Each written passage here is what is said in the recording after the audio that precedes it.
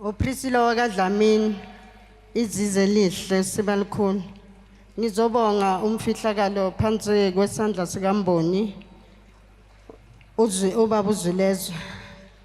Ngibonga umusa ithunya zibe nathi ngazo. Kusho ukuthi kwekwayenzakalane umntwana ngizobongela umntwana kahle kahle umntwana wami omdala ifirstborn yami.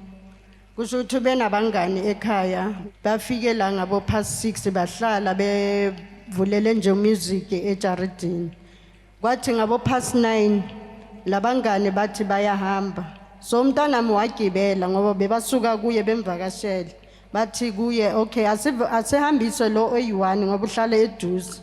Then yena bazomdropa mababuye.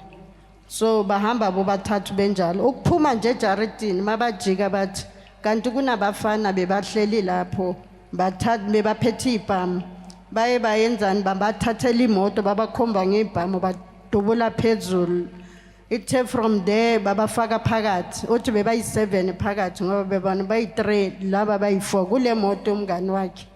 So bahamba nabo bebakhombe ngebhamu babathethela amafoni bobathathu. Then umntana mune tracker uyitrackile ifone. So besingazi but 2 yabantwana bami bebala kumakhelwane esimjwayele bayibona lesini bayenzeka. So beza basitshela. So kusitshela kwethu besingazi ukuthi babathathile babayisephi. So sase siyazama ukuthi sifonele ama tracker la ngoba bona bayazi ke ukusebenzisa amafoni. Then watholakala ke ukuthi namaphoyisa ke aba involved lapho afonelwe yilaba be track. So sisabhekile ngoba it was about past 9 isikhathi siyahamba kuze kwashaya u10 to 12 ebusuku. Sisazibuza ukuthi kuzoyenzakalani. Baqhamuke lapho ngo12 o'clock. Mabaqhamuka sicabanga ukuthi babadubulile mhlambe sekuphelile ngabo. Hayi before lokho ngiyengangena phakathi endlini ngathandaza nomama sathandaza sacela ithunya zala ekhaya ukuthi please zizilekelele umfihlakala benabo lapho bekhona. Ngempela kuthe siceda ukuthandaza kwathi ngo12 o'clock baqhamuka belekelelwe abanye abantu ke ababasizile along the way nephoyisa libasizile lapho baqhamuka ngaleso sikhathi. Sabonga uNkulunkulu ukuthi abafanga ababadubulanga bavele babalahla eGrassmere ku toll gate leyase Grassmere babalahlela lapho ehlathini babashiya lapho bahamba nemoto. Sibonge nje ukuthi uNkulunkulu benabo ubavikele noma imoto ingasekho yomngani kodwa bona bayaphila. Bavikelekile bayaphila. Siyambonga umfihlakalo. Masosha kuhle nome phambi kwenu uThemba kwaMyeni umnguni umdolomba kaDuma umbamba kasibala makhanda amadoda. Njengoba ngize phakathi kwale ndawo ngizobonga isithunya esingilekelelile last week Thursday ngisifike ngaphuza inkomishi. After ngiphuza inkomishi mangifika endlini ekseni mangivuka ngezwe kukhona into ehambayo ngaphakathi la esiswini. Iyakhuphuka ngiphelela amandla ngifila dizzy kuthi angiwe naphansi. The khona lapho ngathatha amanzi ngawaphuza futhi. Ngithe mangiqeda ukuphuza lamanzi la ekhaya ngaphalaza amasosha laphuma idliso. Hayi bengigula nje ngekho right sokala last of last week ngiphethwe ikhanda elibhlungu ipain beyishala phezulu. Naphakathi lapha ihambisana neso iso lambe lebeli red kakhulu. Ipain yakhona beyinzima kakhulu. Kodwa nje soya lapho after ngiphalazile masosha ngizizwa ngiright kakhulu. Ngizizwa nje asemzimbeni ukuthi hayi right masosha. Ngiyabonga amandla esithunya salapha ekhaya. Ngiyabonga masosha. Ngibonga amandla esithunywa nokuba phansi kwemboni ubaba uZilezwe. Kulolo lusuku lanamhlanje ngizongufakazi ekhaya siye savelelwa isimo kuye kwangena izulu kukhona ubaba nomzukulu wakhe ekhaya. Bathe malingena lelizulu laphambana edining room bekhona phakathi edining room.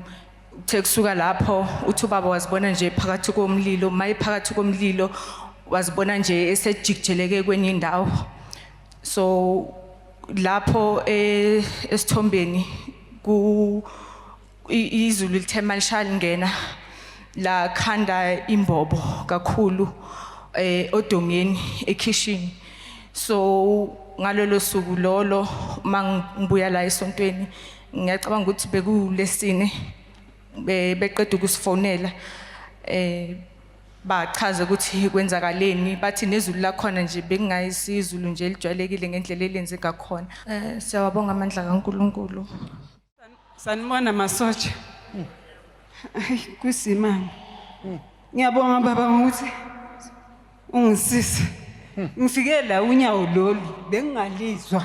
Ngingalizwa nokuhamba bengilekelela. Hayi manje angazi noma yimi nalinyawo liyahamba. Angazi. Hayibo. Tjhathe ngiyabonga. Hayibo. Phuza le nkomo izochama. Beyumchama khona unjani? Phuma ke le poison. There's a difference between a medical condition and a spiritual condition. Ube right uqhube ngensebenzo. Yebo baba. Kuyazwakala kahle? Yebo baba. Izulu ekubusisa. Kuhle masosha kuhle. Lo khulumayo nguNontethelelo. Ngizalwa intombi yakomoya uMasiye uGwizi uGwilana amadala uNdovu Mabalanda. Le jaha la koSibanda uVodlozi uJamela uSibanda uSokhela. Masotsha ngizelana ukuzobonga umfihlakalo ongaphansi kwesandla sika baba imboni ubhungane ungelengele umthimkhulu umakhulukhulu.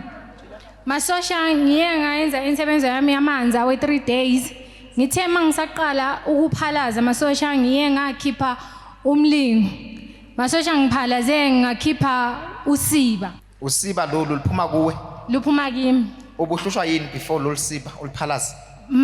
Masosha angeke ngiqamba manga ngithi bengihlushwa kulento enje engiphathayo.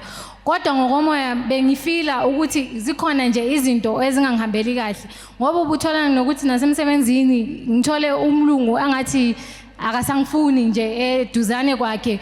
Ngike ngathola umunye umlungu oyecela ukuthi ucela ukungibhadalela ukuthi ngenze i-course.